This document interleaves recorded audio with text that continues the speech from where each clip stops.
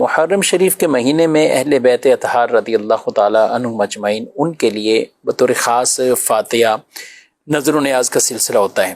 تو اس کی کوئی خاص مدت ہے کہ 10 محرم کے اندر ہی یہ نظر نیاز کا سلسلہ ختم ہو جائے، یا 10 محرم کے بعد بھی کوئی اگر رکھتا ہے تو اس کے حوالے سے بھی رہنمائی فرمائیں.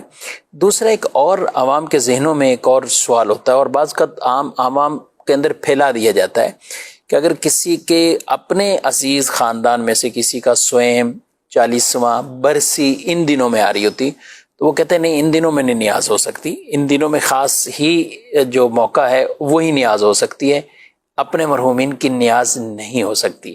تو دونوں اعتبار سے میں چاہوں گا رہنمائی فرمائیں. بسم اللہ الرحمن الرحیم. ایصال ثواب کے حوالے سے چونکہ یہ نظر و نیاز کی جتنی بھی صورتیں ہیں ہمارے علماء یہ واضح فرما چکے ہیں کہ اس سے مقصود ایصال ثواب ہے، یعنی ثواب کا پہنچانا یہ مقصد ہوتا ہے.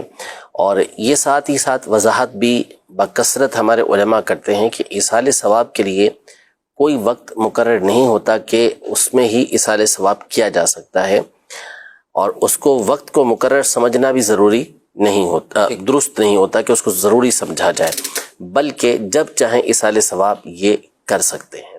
لیکن ایک واضح بات ہے اور سمجھ میں آنے والی بات ہے کہ جس ہستی کا، جن بزرگوں کا وہ دن ہے، ایام ہیں ان کے، تو ان کے لیے جب نظر و نیاز کی جاتی ہے تو جہاں ان کو ایصال ثواب کرنا مقصود ہوتا ہے ساتھ ان کی یاد بھی منائی جاتی ہے. ٹھیک.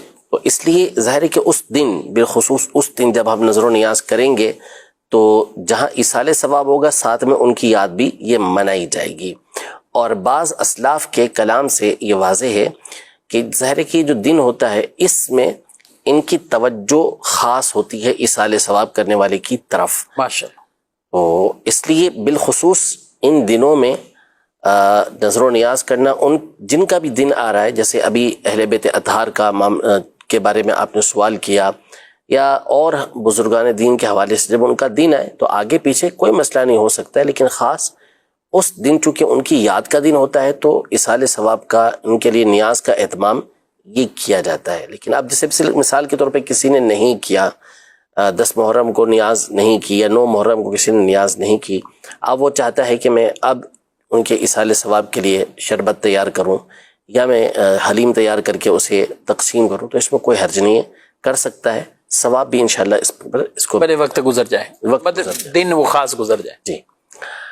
جہاں تک رہا یہ معاملہ کہ کسی عزیز کا انتقال ہو گیا، ان کا سویم ہے، ان کا 40واں ہے، یا مثال کے طور پر برسی ہی ہے، تو کیا ان کو ان ایام کے اندر ایصال ثواب نہیں کر سکتے؟ تو ایسا نہیں ہے.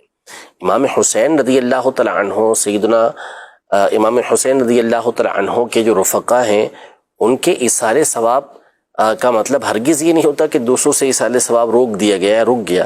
ان کی برکت سے تو اور ثواب حاصل ہوتا ہے.